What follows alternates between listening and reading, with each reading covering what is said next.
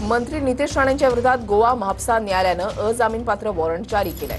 Dhargal booth तोडफोड प्रकरणाच्या सुनावणीच्या वेळेला हजर न राहिल्याचा ठपका नितेश राणेंवर आहे।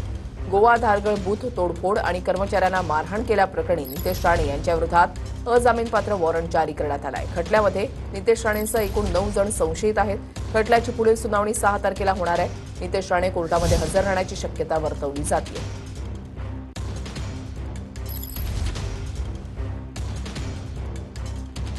उपमुख्यमंत्री एकनाथ शिंदेंना डॉक्टरांकडून विश्रांतीचा सल्ला देण्यात आलाय। अधिकच्या धावपळीमुळे शिंदेंना त्रास झाल्यानं रुग्णालयामध्ये त्यांच्यावर उपचार सुरू असल्याची माहिती प्रकाश आंबेडकर यांच्याकडून देण्यात आली आहे। शिंदेंच्या प्रकृतीबाबत आरोग्यमंत्री प्रकाश आंबेडकरांची माहिती आहे।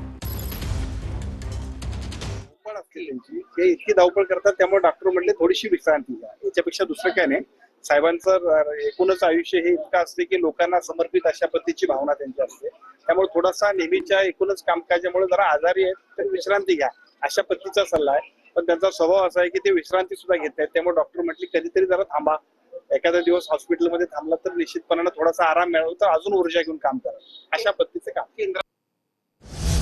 वरळीच्या सातबाऱ्यावर कुणाचं नाव लिहिलेलं नाही। पुढे काय करायचंय वरळीची जनता ठरवेल। शिंदेंच्या शिवसेनेमध्ये प्रवेश केल्यानंतर उपसभापती सचिन अहिर यांनी आदित्य ठाकरे यांच्यावर निशाणा साधलाय।